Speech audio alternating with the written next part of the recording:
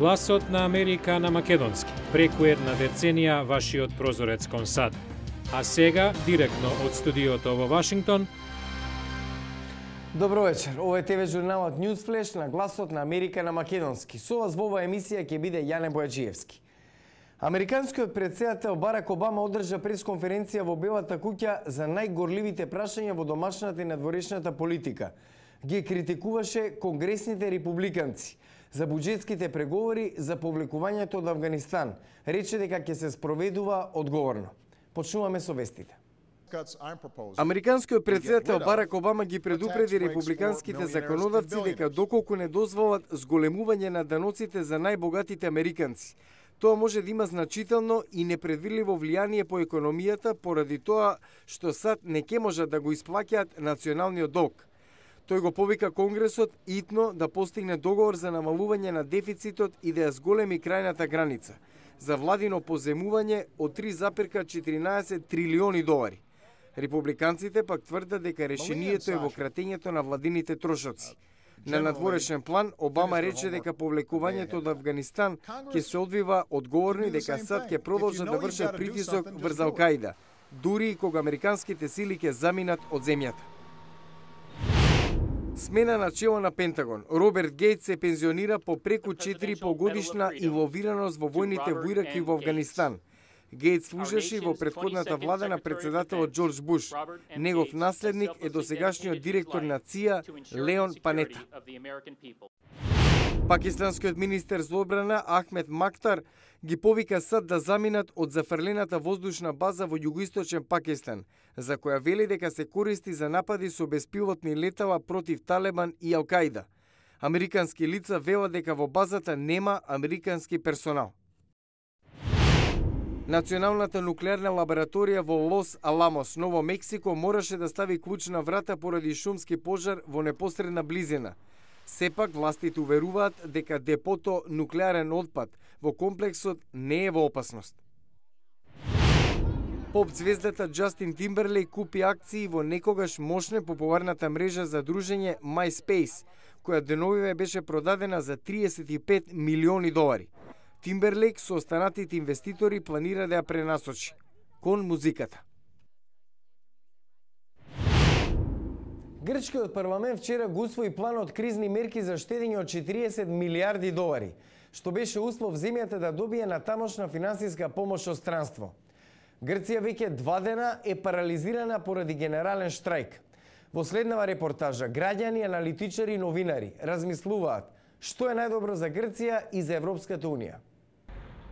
По години на владино задолжување, Грција е во црвено салдо. Соочена со огромен буџетски дефицит и притисок од меѓународната заедница, владата беше принудена да ги зголеми даноците и да го запре недомаќинското трошење. Но многумина Грци велат дека тоа ги разорува нивните животи. Бабис Пападимитрио е новинар во грчкиот вестник Катимерини. Коментира дека грците дури размислуваат и за напуштање на еврозоната. The same people who think that the austerity measures are too harsh. Истите луѓе кои сметаат дека мерките се преригорозни, размислуваат дека ако излеземе од еврозоната ќе нема потреба да штедиме. Многу граѓани сметаат дека владата не ги штити нивните права и дека премиерот Папандреу носи одлуки во интерес на глобалните сили, додека грчкиот народ страда. Демонстранти за Гласот на Америка даваат вакви впечатоци. Оваа игра на глобалната финансиска влада. Сакаат да паднеме на коленици и да не дадеме отпор. Затоа мора да се бориме. I don't need them. I want to feel Greek again. Не ми се потребни. Сакам да се чувствувам повторно како гркинка. Јас сега сум германка, американка. Не знам повеќе што сум. Но настрана од протестите, многу грци гледаат на новите мерки како неопходност.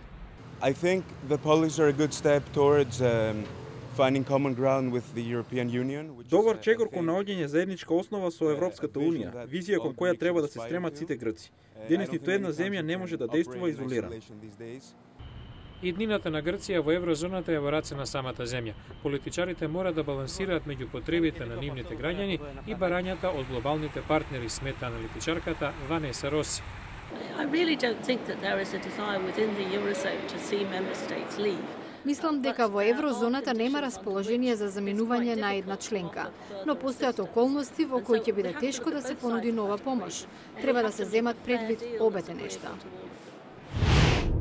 Утре 73 годишниот Леон Панета и официјално ќе стане 23-тиот секретар за одбрана на САД, што го очекува на функцијата на која ќе го наследи Роберт Гейтс. За аналитичарите, најголем предизвик ќе бидат буџетските скратувања на Пентагон. САД се во војна речиси една деценија. Во операциите во Афганистан досега загинале преку 1500 војници, а за судирот има се поголемо противење во домашната јавност. Иако Пентагон ќе повлече третина од војниците во Афганистан до средината на наредната година, новиот секретар за одбрана Леон Панета подвлекува дека има уште многу да се заврши. Прва задача ќе ми биде да обезбедам дека ќе ги добиеме конфликтите во кои сме инволвирани. Во Афганистан мора да продолжиме да го разградуваме Талибан. Травис Шарп, воен аналитичар во Центарот за нова американска безбедност, коментира дека повлекувањето од Афганистан ќе биде и тоа како важно прашање на дневниот ред на Панета. Треба да го спроведеме крајно внимателно, затоа што во спротивно би жртвувале некои од безбедносните придобивки остварени минатата година, благодарени на засилувањето што ги испрати председателот Обама. Панета доаѓа во Пентагон од местото директор на ЦИА. Меѓу последните задачи ја надгледуваше операцијата во Пакистан, во која беше убиено Осама Бин Ладен. Гери Шмидт, експерт во Институтот American Enterprise, мисли дека најголемиот предизвик за Панета е кратењето на огромниот буџет на Пентагон.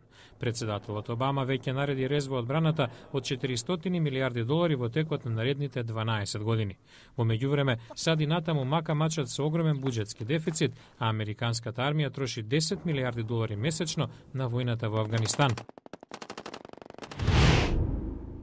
Утре во News Flash, веќе 25 години престижно име во музичкиот свет, но не се бави со музика, туку прави гитари.